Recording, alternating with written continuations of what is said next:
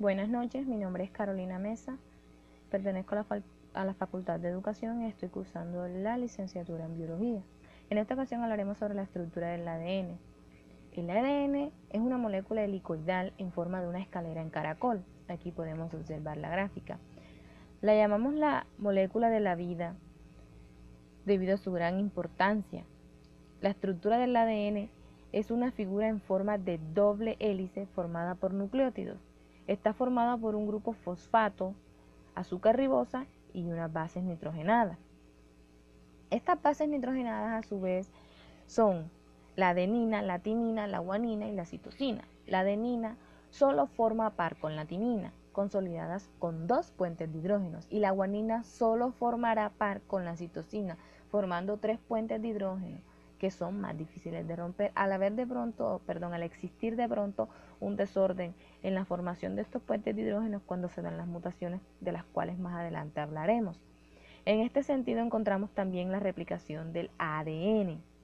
Es importante para mantener la identidad hereditaria de los seres vivos, es decir, es el proceso mediante el cual los nuevos seres creados obtienen características genéticas de los seres creadores. Durante el criterio de complementariedad de la unión de las bases nitrogenadas, de las cuales hablamos anteriormente, el primer paso es separar las dos hélices, gracias a la ruptura de los puentes de hidrógeno que unen a las bases. Esto se da gracias a la enzima helicasa, que crea la horquilla de replicación, mediante la cual vamos a obtener las nuevas cadenas. En este sentido nos encontramos que la cadena de la horquilla es una hebra molde a partir de la cual se creará una hebra complementaria. De allí se obtendrán dos ADNs idénticos. La enzima llamada primasa inicia el proceso. Esta crea una pequeña cadena de ARN primer. Aquí empieza la construcción de la hebra complementaria. Una enzima llamada polimerasa que une al primer al inicio de la cadena complementaria y empieza a incorporar desoxirribonucleótidos en sentido 5', 3', lo cual es bueno para la hebra continua. Solo se necesita un primer. También tenemos que para la hebra discontinua, es decir, la que se encuentra en la parte inferior, no se realiza en este sentido, se explica en dirección contraria, 5', 3', recordemos que la anterior era 3', 5'. La ARN primasa sintetiza varios primers, la ARN polimerasa 3 sintetiza fragmentos de ADN entre un primer y otro llamado fragmento Sasaki, dirección 5', 3'. Luego la exonucleasa elimina todos los primers de ARN y la ARN polimerasa 1 rellena los espacios donde estaban los primers de ARN. Finalmente, la ARN ligasa une todos los fragmentos del ADN de ambas cadenas, creando así dos ADNs idénticos totalmente. En este sentido tenemos también que la topoisomerasa, esta es la enzima que colabora en aliviar la tensión del enrollamiento. A partir de una hebra molde se sintetiza una hebra complementaria, la teoría de Watson y Crick. ¿Qué es la replicación semiconservativa?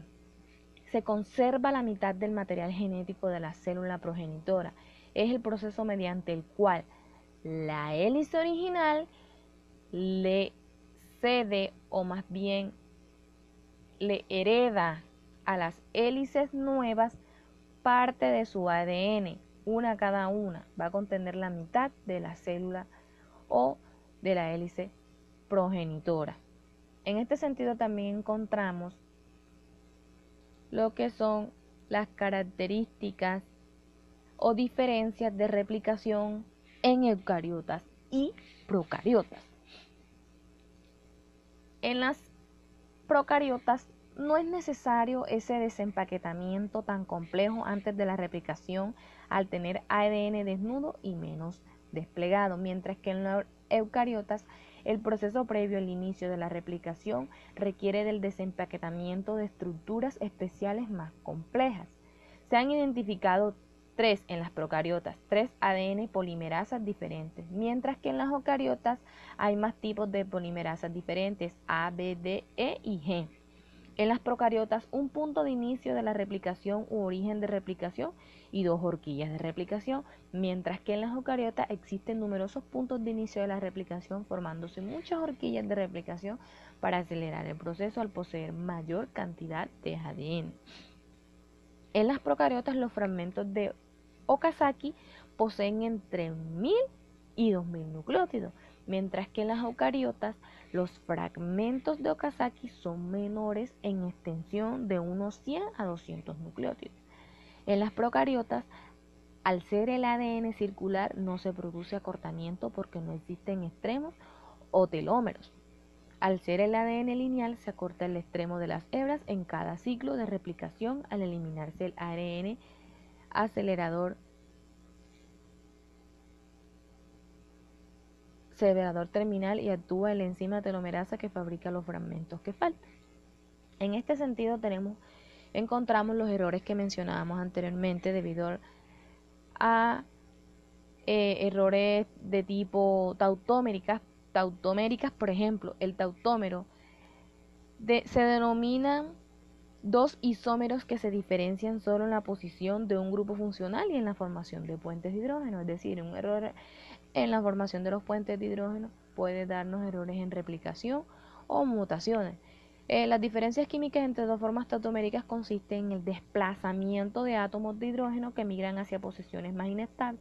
La forma ceto de cada base es la que se encuentra normalmente en el DNA, mientras que las formas imino o enol son menos frecuentes. Tenemos también errores de la replicación debido a la transversión, transición y cambio de fase.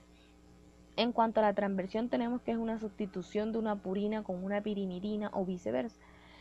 Estas son las que también producen las mutaciones. En cuanto a los cambios de fase, errores de replicación debido a cambios de fase, tenemos el deslizamiento de una de las dos hélices a la hélice molde o de la nueva síntesis, dando lugar a lo que se llama el apareamiento erróneo deslizado. Este deslizamiento de la hélice de nueva síntesis da lugar a una adición, mientras que el deslizamiento de la hélice moldea origina una delección. En este sentido encontramos la gran importancia de comprender y entender cómo el ADN influye en nuestra vida, en nuestra formación como seres humanos y en la formación de los seres vivos. Y es así cuando de pronto muchas veces encontramos personas con malformaciones o mutaciones y de ahora en adelante comprenderemos que se deben a unos errores o malformaciones en las estructuras del ADN. De aquí se deriva la gran importancia de comprenderla para saber cómo actúa y si se puede intervenir a tiempo antes y evitar incluso malformaciones en la vida de los seres humanos. Muchas gracias y feliz resto de día para todos.